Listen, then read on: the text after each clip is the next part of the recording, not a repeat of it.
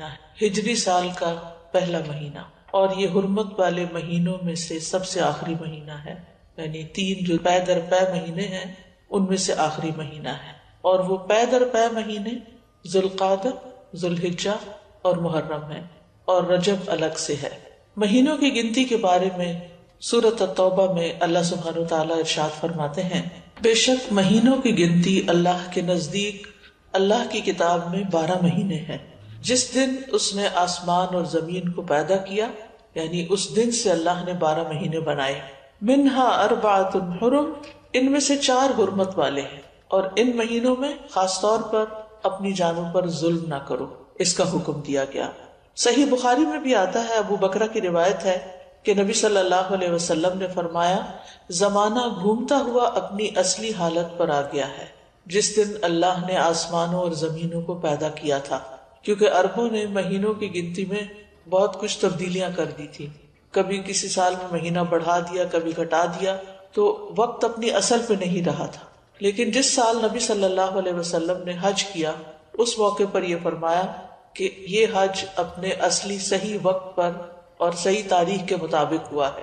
فرمایا زمانہ گھومتا ہوا اپنی اصلی حالت پر آ گیا ہے جس دن اللہ نے آسمانوں اور زمینوں کو پیدا کیا تھا۔ سال 12 مہینوں کا ہے، جن میں 4 مہینے حرمت والے ہیں، 3 تو مسلسل ہیں، یعنی ذوالقعدہ، ذوالحجہ اور محرم، اور ایک رجب مضر جو جمادہ اور شعبان کے درمیان میں ہے۔ تو یہ 4 مہینے جو ہیں یہ حرمت والے ہیں، اور ان کی حرمت میں سب سے اہم چیز یہ ہے کہ انسان حرام کاموں سے بچے۔ ویسے تو انسان کو پوری زندگی ہی غلط کاموں سے بچنا چاہیے، لیکن اللہ سبحانہ وتعالیٰ نے ہماری یاد دہانی کے لیے، ہمیں شوق دلانے کے لیے بعض مہینوں کو بعض پر فضیلت بخشی ہے، اور پھر ان میں خاص کام کرنے کو کہا ہے، جیسے رمضان میں روزے رکھنے کا حکم ہے، ذوالحجہ میں حج کرنے کا حکم ہے۔ عربوں کے ہاں رجب میں زیادہ تر عمرہ کیا کرتے تھے، لیکن کوئی خاص اس کی ایسی فضیلت تو نہیں ہے۔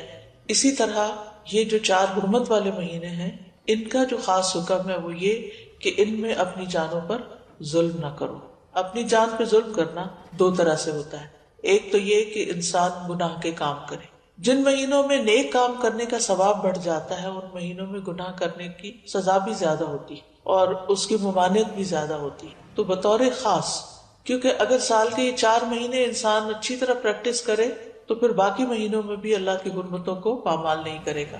اور دوسرا یہ کہ انسان کسی دوسرے پر بھی ظلم نہ کرے، کیونکہ جب انسان دوسرے پر ظلم کرتا ہے تو وہ دراصل اپنے اوپر کرتا ہے، جیسا کہ انسان دوسرے کے ساتھ احسان کرتا ہے تو وہ دراصل اپنے اوپر کرتا ہے۔ قرآن مجید میں آتا ہے ان احسنتم احسنتم لانفسکم، اگر تم نے نیکی کی، احسان کیا تو اپنی جان پر کیا، یعنی بظاہر ایسا لگتا ہے کہ جیسے انسان دوسرے کو فیور دے رہا ہے، لیکن حقیقت میں وہ اس کے اپنے لیے ہی بہتر ہوتا ہے۔ محرم کو اللہ کا مہینہ قرار دیا گیا ہے، یہ اس مہینے کے فضائل میں سے ہے۔ نبی صلی اللہ علیہ وسلم نے اس کے بارے میں فرمایا، ان ابی ہریرہ رضی اللہ عنہ قال قال رسول اللہ صلی اللہ علیہ وسلم افضل الصیام بعد رمضان شہر اللہ المحرم۔ یہ صحیح مسلم کی روایت ہے۔ ابو ہریرہ رضی اللہ عنہ کہتے ہیں کہ رسول اللہ صلی اللہ علیہ وسلم نے فرمایا، رمضان کے بعد سب سے افضل روزے اللہ کے مہینے محرم کے ہیں، یعنی اس مہینے میں خاص طور پر روزے رکھنے کا اہتمام کرنا چاہیے، یعنی یہ اس کی خاص عبادت ہے۔ اس مہینے کو شہر اللہ المحرم کہہ کر شرف دیا گیا ہے، یعنی اللہ تعالیٰ نے اس کو اپنی طرف منسوب کیا کہ یہ اللہ کا مہینہ ہے۔ اس سے اس مہینے کے شرف اور فضیلت پر دلیل ملتی ہے۔ اللہ سبحانہ وتعالیٰ اپنی خاص مخلوقات کو اپنی طرف منسوب کرتا ہے، جیسے اللہ سبحانہ وتعالیٰ نے محمد صلی اللہ علیہ وسلم کو، ابراہیم علیہ السلام کو، اسحاق علیہ السلام کو، یعقوب علیہ السلام کو اور دیگر انبیاء کو اپنی عبودیت کی طرف منسوب کیا ہے کہ اللہ کے بندے، ان کو اپنا بندہ قرار دیا ہے۔ اسی طرح خانہ کعبہ کو اللہ تعالیٰ نے بیت اللہ کہا ہے، اللہ کا گھر۔ اسی طرح قوم سمود کی اونٹنی کو اللہ تعالیٰ نے ناقۃ اللہ کہا، اللہ کی اونٹنی۔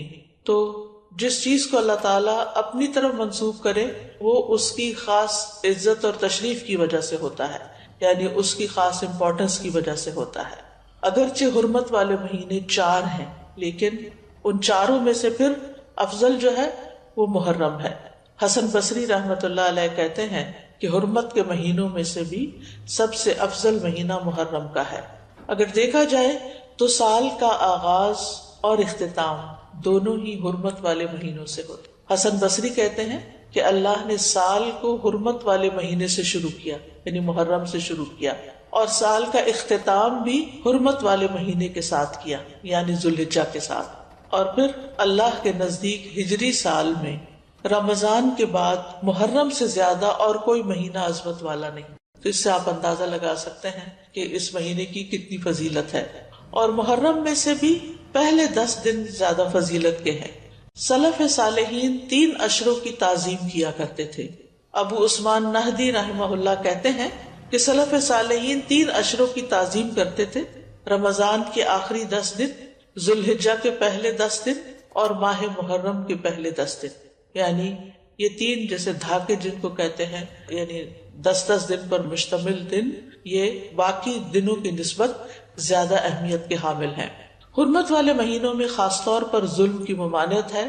اللہ سبحانہ تعالیٰ نے ان مہینوں میں جان پر ظلم کرنے سے منع کیا، فرمایا فَلَا تَظْلِمُوا فِيهِنَّ أَنفُسَكُمْ، لہٰذا ان مہینوں میں خاص طور پر اس چیز کا اہتمام کرنا ضروری ہے۔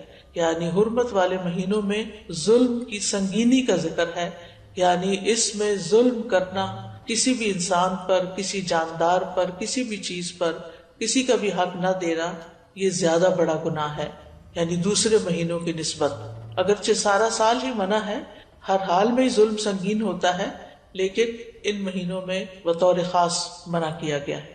پھر ایک اور بات یہ ہے کہ محرم کے مہینے میں خاص عبادت جو ہے وہ روزے رکھنے کی ہے۔ تو اس مہینے میں اللہ کی توفیق سے اگر ممکن ہو تو کثرت سے روزے رکھنا مستحب ہے۔ روزوں کے اعتبار سے رمضان کے بعد سب سے افضل مہینہ ہے۔ صحیح مسلم کی روایت ہے، ابو ہریرہ کہتے ہیں کہ رسول اللہ صلی اللہ علیہ وسلم نے فرمایا، رمضان کے بعد سب سے افضل روزے اللہ کے مہینے محرم کے ہیں۔ ابن رجب کہتے ہیں کہ یہ حدیث اس معنی میں واضح اور صریح ہے کہ رمضان کے بعد نفلی روزوں میں افضل ترین روزے اللہ کے مہینے محرم کے روزے ہیں، اور یہ سب نفلی روزے ہیں۔ فرض روزوں سے پہلے محرم میں روزے رکھے جاتے تھے، پھر جب فرض روزے رمضان میں ہو گئے تو پھر محرم کے روزے جو ہیں وہ نفلی ہو گئے۔ نبی صلی اللہ علیہ وسلم صرف شعبان میں کثرت سے روزے رکھتے تھے۔ عائشہ رضی اللہ تعالیٰ عنہا روایت کرتی ہیں کہ نبی صلی اللہ علیہ وسلم شعبان کے مہینے سے زیادہ کسی اور مہینے میں نفلی روزے نہیں رکھتے تھے۔ مطلب آپ نے محرم کا سارا مہینہ روزے نہیں رکھے یا شعبان سے زیادہ نہیں رکھے۔ اسی طرح صحیح بخاری کی روایت ہے، ابن عباس کہتے ہیں نبی صلی اللہ علیہ وسلم نے رمضان کے سوا کبھی پورا ایک مہینہ روزے نہیں رکھے۔ تو اگرچہ اس مہینے کے روزے افضل ہیں، لیکن پورا مہینہ رکھنے کی ضرورت نہیں ہے۔ آپ روزے رکھتے حتیٰ کہ کہنے والا کہتا واللہ آپ کبھی افطار نہیں کریں گے، یعنی مسلسل رکھتے چلے جاتے تھے، اور افطار کرتے یعنی چھوڑ دیتے روزے رکھنا حتیٰ کہ کہنے والا کہتا اللہ کی قسم آپ کبھی روزے نہیں رکھیں گے۔ تو اس میں آپ کا جو پیٹرن تھا تسلسل کے ساتھ روزے رکھنے کا، وہ ہمیشہ کے لیے نہیں ہوتا تھا۔ اور یہ کیوں نہیں کیا آپ نے؟ اس لیے نہیں کہ آپ کے اندر طاقت نہیں تھی، اس لیے کہ امت کے لیے مشکل نہ ہو، کیونکہ امت میں بہت سارے لوگ ایسے ہوتے ہیں جو نبی صلی اللہ علیہ وسلم کی ہر بات کو کاپی کرنا چاہتے ہیں، ہر سنت کی پیروی کرنا چاہتے ہیں، تو پھر یہ چیز مشکل ہو جاتی۔ اب سوال یہ پیدا ہوتا ہے کہ نبی صلی اللہ علیہ وسلم محرم کی بجائے شعبان میں کثرت سے روزے کیوں رکھتے تھے؟ علماء کو اس مسئلے میں اشکال ہوا ہے کہ اگر محرم زیادہ افضل ہے تو آپ شعبان میں کیوں زیادہ روزے رکھتے؟ کہ آپ نے صراحت کے ساتھ یہ فرمایا کہ ماہ محرم کے روزے جو ہیں وہ افضل ہیں۔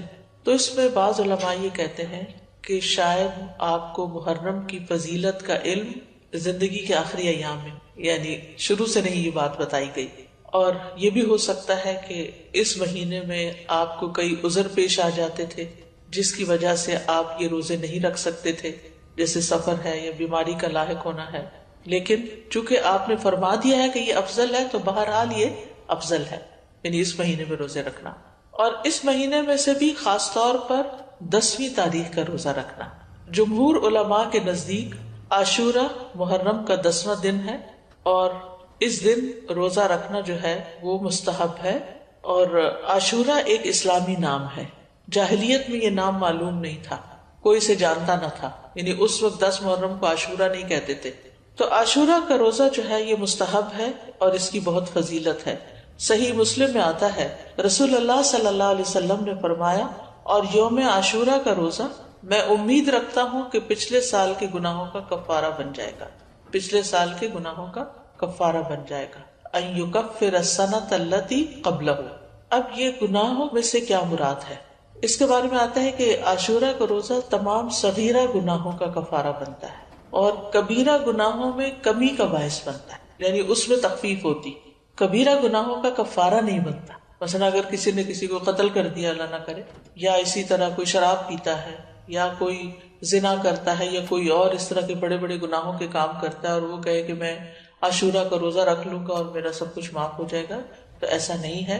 کبیرہ گناہوں پر حدود بھی ہیں، کبیرہ گناہوں پر بعض اوقات کفارہ بھی ہے، توبہ ہے، یعنی ان کا معاملہ الگ ہے. لیکن چھوٹے چھوٹے گناہ جو انسان سے ہو جاتے ہیں، کوتاہیاں ہو جاتی ہیں، غفلتیں ہو جاتی ہیں، تو ان کا کفارہ جو ہے وہ 10 محرم کے روزے سے ہوتا ہے، 1 سال کا. اور اگر کسی کے اعمال نامے میں صغیرہ گناہ نہ ہو، خوش قسمت ہو، تو پھر اس کے اعمال نامے میں اس روزے کے بدلے نیکیاں لکھ لی جاتی ہیں اور اس کے درجات بلند کر دیے جاتے ہیں.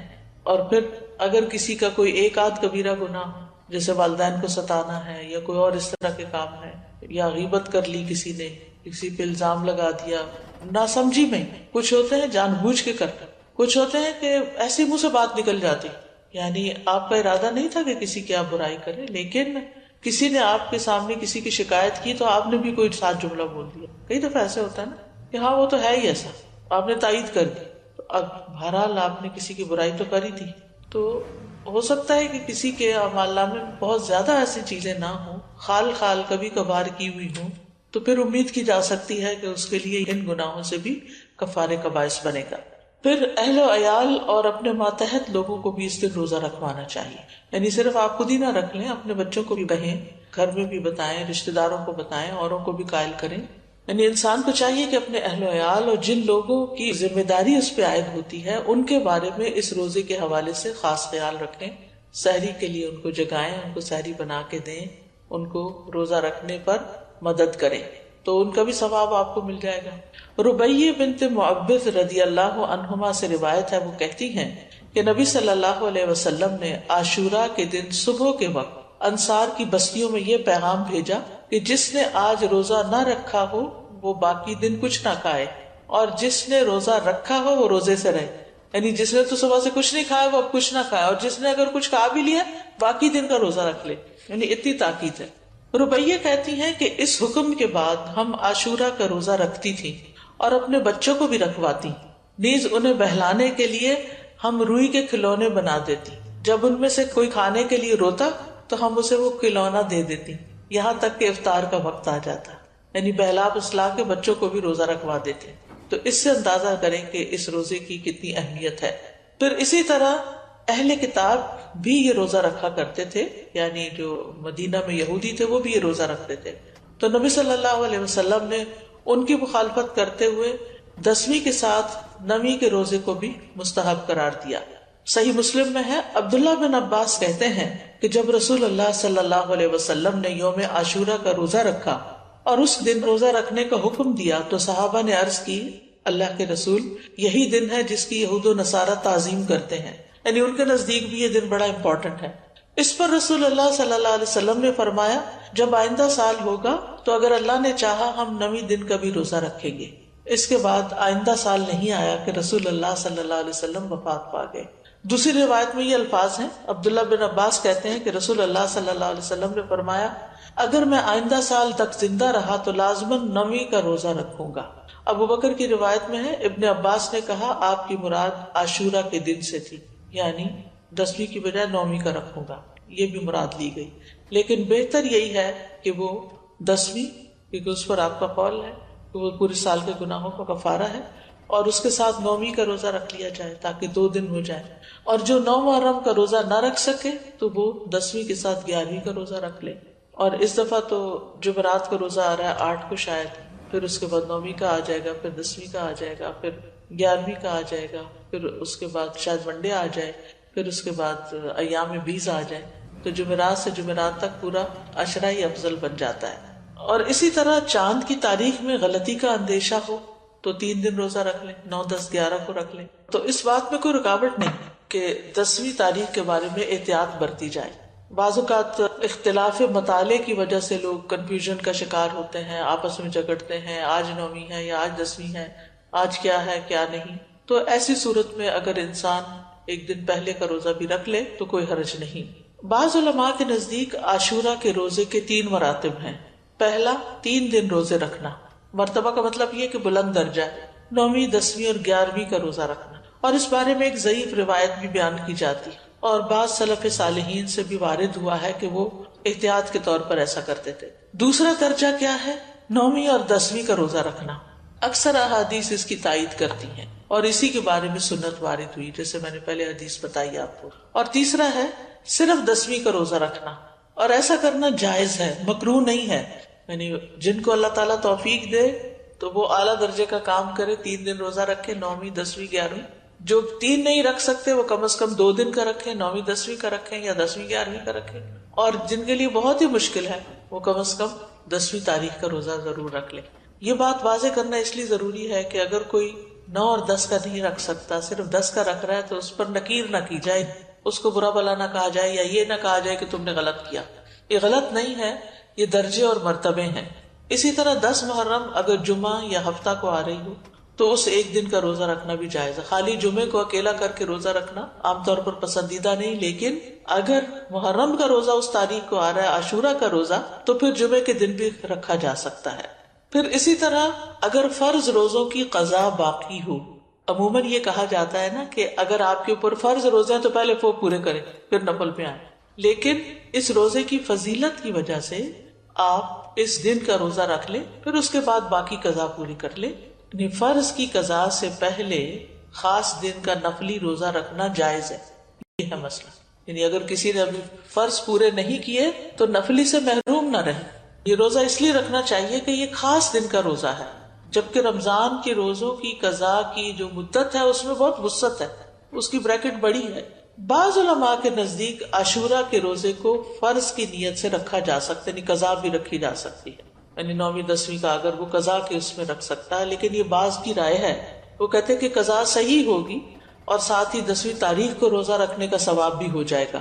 یہ شیخ ابن عثیمین کا فتویٰ ہے، ان کے خیال میں ایسا کیا جا سکتا ہے. لیکن افضل یہی ہے کہ عاشورہ کا روزہ نفل نیت سے ہی رکھا جائے، فرض کو اس میں مکس نہ کیا جائے، اور 10ویں کے علاوہ جو باقی دن ہیں ان میں اپنے قضا روزے ادا کر لے انسان. لیکن 9 اور 11 کا روزہ قضا کی نیت سے رکھنا جائز ہے. سمجھ گئے؟ یعنی 10ویں کا روزہ قضا کی نیت سے نہ رکھے، لیکن 9ویں اور 11ویں کا رکھ لے، کیونکہ 9ویں اور 11ویں کے روزے کی کوئی خاص فضیلت نہیں بتائی گئی. پھر اسی طرح حالت سفر میں اگرچہ روزہ رکھنا منع ہے، لیکن اگر مشقت نہ ہو تو عاشورہ کا روزہ سفر میں بھی رکھا جا سکتا ہے. یعنی اگر آپ ٹریول کر رہے ہیں تو بھی آپ روزہ رکھ سکتے ہیں. لیکن حائضہ اور نفاس والی عورت کے لیے عاشورہ کا روزہ رکھنا منع ہے، جیسے رمضان کے روزے رکھنا منع ہے. رمضان کے روزوں کی قضا ہے لیکن عاشورہ کے روزے کی قضا نہیں ہے. یعنی اگر کسی خاتون سے عاشورہ کا روزہ چھٹ گیا ہے شرعی عذر کی وجہ سے، پیریڈز کی وجہ سے یا نفاس کی وجہ سے، تو ایسی صورت میں اس کو محرم کے کسی اور دن عاشورہ کا روزہ رکھنے کی ضرورت نہیں ہے. محرم کے روزے ویسے ہی افضل ہیں تو وہ روزہ رکھ لے. ابو موسیٰ سے روایت ہے، وہ کہتے ہیں رسول اللہ صلی اللہ علیہ وسلم نے فرمایا، جب آدمی بیمار ہوتا ہے یا سفر کرتا ہے تو وہ جس قدر عبادات بحالت اقامت اور دوران صحت میں کرتا تھا اس کے لیے وہ سب لکھ دی جاتی ہیں. یعنی اگر ایک خاتون ہے ہر سال روزہ رکھتی ہیں عاشورہ کا، لیکن اس سال وہ شرعی عذر کی وجہ سے نہیں رکھ سکتی، تو بعض اوقات پریشان ہونے لگتے ہیں، وہ کمپلین کرنے لگتے ہیں، کیا بنے گا، کیا ہو گیا، یہ کیوں ہو گیا، وہ کیوں ہو گیا. نہیں، یہ تو اللہ کی طرف سے ہے عذر. کوئی بھی خاتون خود اپنے ایام تو نہیں شروع کر سکتی، تو ایک فطری طریقہ ہے اور اس کو اپنے وقت پر ہی جب اللہ کا حکم ہوتا ہے شروع ہونا ہوتا ہے. تو ایسی صورت میں اس کو یہ تسلی رکھنی چاہیے کہ میں نے صحت کی حالت میں جو روزے رکھے ہیں انشاءاللہ اگر اس دفعہ میں عذر کی وجہ سے نہیں رکھ سکتی تو اللہ تعالیٰ مجھے اس کا بھی اجر دے دے گا. اس سے ایک بات یہ پتہ چلتی ہے کہ صحت کی حالت میں انسان کو جتنی نیکیاں ہو سکے کر لینی چاہیے. تاکہ بیماری کے دنوں میں ان کا اجر لکھا جاتا رہے. یعنی انسان کو صحت کی حالت میں نیکیوں کا حریص ہونا چاہیے، اپنے معمولات بنانے چاہیے. یہ نہیں ہے کبھی کچھ کر لیا کبھی کچھ کر لیا، نہیں. جیسے انسان کوشش کر کے جیسے تہجد کی عادت ڈالے، صلاۃ الضحیٰ کی عادت ڈالے، دن میں اذکار کرنے کی عادت ڈالے، اپنی تلاوت کی عادت ڈالے. یعنی ہر روز ایک مخصوص حصہ جو ہے ورد یومی جس کو کہتے ہیں، وہ ہر صورت اپنا ادا کرنے کی کوشش کرے. نمازوں کے بعد کی سنتوں کی پابندی کرے. تو پھر اگر وہ بیمار ہو جاتا ہے اور بیٹھ کے نماز پڑھ رہا ہے اور اشاروں سے پڑھ